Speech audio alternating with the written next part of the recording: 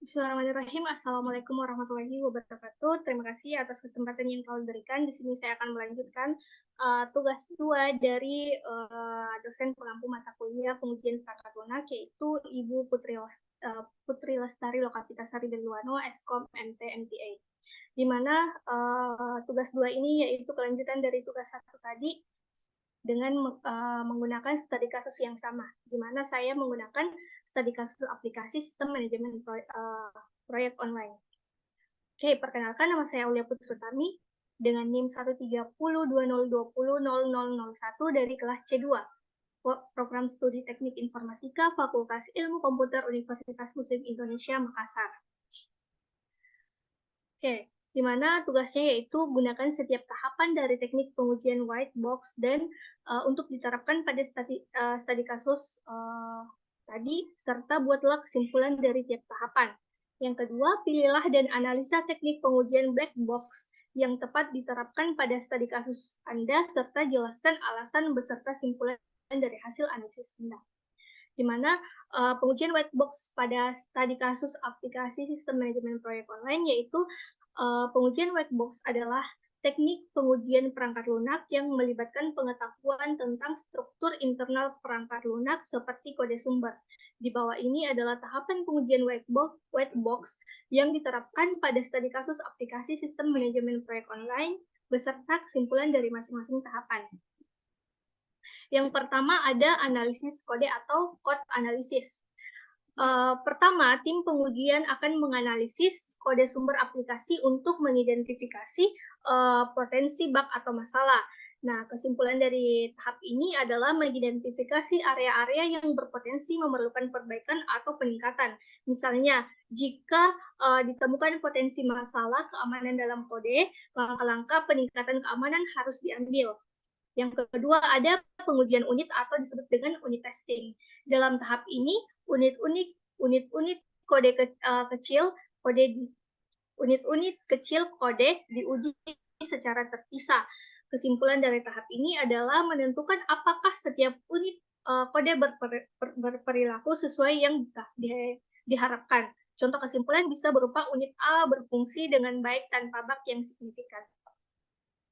Yang ketiga ada pengujian integrasi atau integration testing, di mana pengujian ini fokus pada menguji bagaimana unit-unit kode berinteraksi satu sama lain. Kesimpulan dari tahap ini adalah menentukan apakah integrasi antar unit berjalan dengan lancar. Contoh kesimpulan bisa berupa integrasi antara modul A dan modul B bekerja dengan baik. Yang keempat ada pengujian fungsional atau biasa disebut dengan functional testing. Functional testing dalam tahap ini, aplikasi diuji secara keseluruhan untuk memastikan bahwa fitur-fitur utama berfungsi dengan seperti yang diharapkan. Kesimpulan dari tahap ini adalah menentukan apakah aplikasi memenuhi kebutuhan fungsional, contohnya seperti semua fitur utama seperti pembuatan proyek dan manajemen tugas berjalan dengan baik. Yang kelima ada pengujian keamanan atau security testing. Security testing pengujian ini fokus pada mengidentifikasi potensi celah keamanan dalam aplikasi. Kesimpulan dari tahap ini adalah menentukan tingkat kerentanannya terhadap serangan dan mencari cara untuk memperkuat keamanan aplikasi. Contohnya yaitu ditemukan kerentanan pada sistem autentikasi yang perlu segera diperbaiki. Yang keenam ada pengujian kinerja atau performance testing. Performance testing tahap ini menguji kinerja aplikasi dalam situasi-situasi yang berbeda, seperti beban tinggi. Kesimpulan dari tahap ini adalah menentukan bagaimana aplikasi menangani beban kerja yang berat dan apakah ada masalah kinerja. Contoh kesimpulan bisa berupa aplikasi menangani beban tinggi dengan baik dengan waktu respon yang memadai.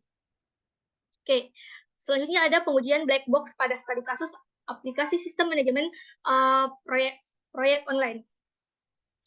Pengujian black box adalah teknik pengujian yang tidak memerlukan pengetahuan tentang struktur internal perangkat lunak. Teknik ini berfokus pada pengujian fungsi-fungsi aplikasi tanpa perlu mengetahui implementasinya. Untuk aplikasi sistem manajemen proyek online ini, yaitu teknik pengujian black box yang tepat adalah pengujian fungsional. Alasannya adalah sebagai berikut. Nah, alasannya dari uji penerimaan pengguna atau user acceptance testing atau UAT, yaitu adalah teknik pengujian black box yang tepat untuk aplikasi ini karena fokusnya pada pengalaman pengguna dan memastikan bahwa aplikasi memenuhi kebutuhan dan ekspektasi pengguna. Dalam studi kasus ini, aplikasi sistem manajemen proyek online harus memenuhi harapan pengguna dalam hal fungsional, keamanan, dan kinerja. Nah, simpulan dari uji penerimaan pengguna yaitu akan memberikan wawasan tentang sejauh mana aplikasi memenuhi kebutuhan pengguna dan apakah fitur-fitur yang masalah atau ketidakcocokan dengan harapan mereka, perubahan atau perbaikan yang diperlukan dapat diidentifikasi. Nah, kesimpulan dari uji penerimaan pengguna akan membantu memastikan bahwa aplikasi memiliki kualitas yang tinggi yang diinginkan oleh pengguna dan memenuhi tujuan bisnis yang telah ditetapkan. Mungkin kesimpulannya dengan menerapkan kombinasi teknik pengujian white box dan black box, kita dapat memastikan bahwa aplikasi sistem manajemen proyek online ini teruji secara menyeluruh dari segi kode, fungsionalitas, keamanan, dan pengalaman pengguna. Ini akan meningkatkan kualitas aplikasi dan mengurangi resiko terhadap bug dan masalah yang tidak terdeteksi. Mungkin sampai di sini penjelasan yang saya berikan mengenai tugas lanjutan dari pengujian perangkat lunak. Lebih dan kurangnya mohon dimaafkan. Wassalamualaikum warahmatullahi wabarakatuh.